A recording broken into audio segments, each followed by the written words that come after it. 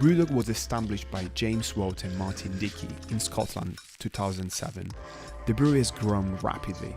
They're now one of the most recognisable craft beer brands on the planet. Everyone knows their Punk IPA.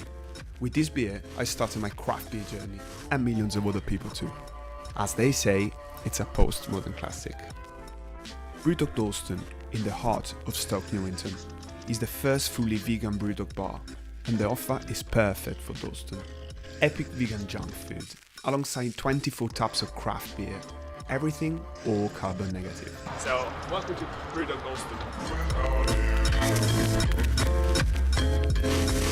This is incredible because I feel like almost I have like an eye into preparation, work in progress time where not many people are lucky to be part of, and even if I'm not working here, of course, but wow, I see things moving quick. It's actually very similar. If you were here in early March of 2019, just before we opened this BrewDog bar, this is a very similar scene and a very similar feeling. It's just a lot cleaner now, because before you open a pub for the first time, it's never clean.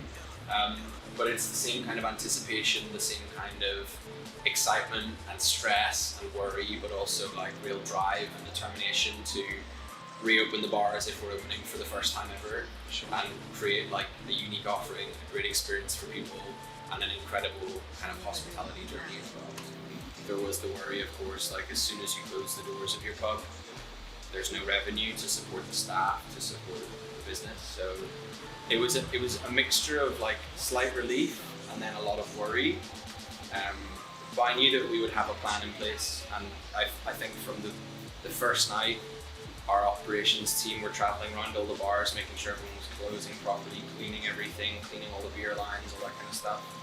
And from the next day, they were planning to reopen. You were starting to discuss with other managers around the area, and I'm sure within BrewDog, try to understand what to do. I'm pretty sure, right? So there's a lot of asking advice from other people, and I don't think anyone really knew, because again, I don't like the term unprecedented because it's been used so many times, but it really is unprecedented. So a lot of the bar managers around London, we were all asking each other, like, what do you think we should do here? What do you think about this? And there was a lot of, who knows? Yeah, I was going to ask you the same question. So definitely a lot of really talented operators and talented bar managers kind of thrown off, because for the first time we were like, we really don't know what to do here. I feel very lucky to visit a pub before a big reopening like the one that pubs are going to have very soon, and I didn't know what to expect. I mean, I knew your standards, and I was sure that I was going into our immaculate pub, but this is above that. There is not a single smell, and everything is practically, no matter all the stuff that you have around, seriously, I can't see a fly. So we have our own specific just for BrewDog plan that we've put in place. We've had a lot of Zoom calls over the last week, going through it and talking about different things, and do we have to change this, and how should we approach that problem. So it was kind of put together as a brief from our retail director and from our area managers, and then we looked at it in a call and kind of took it apart and applied it to our own bars, because while BrewDog is one chain of pubs, each bar has its own kind of personality and its own little quirks and its own identity. So trying to apply those guidelines onto your bar is really the challenge of the week ahead. Did you receive like Warwick from your team, like someone on social media, like on WhatsApp groups and stuff, saying, how are we gonna do all of this? I think it would be more strange if the team weren't worried and weren't stressed. How it's not going to be easy for the team, but definitely very invested in making sure that everyone not only feels safe in reopening the bar, but also feels excited about it.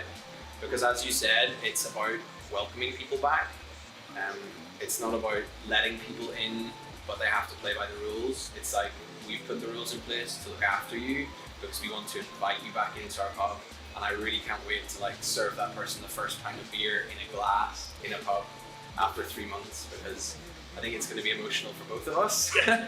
We are here to not just encouraging people to don't lose their pub habits, Yeah. but we want to encourage to explore even more from different point of views. So let's say, what is the worst scenario? People don't feel encouraged or safe to go back to their pubs, and that the current culture of kind of home drinking and ordering a big case of beer from a brewery and sitting at home and drinking a case of beer from that brewery all week, for that to continue would be kind of a nail in the coffin for the British hospitality and pub industry. So I think that's about as bad as it could get. I don't think it's going to happen.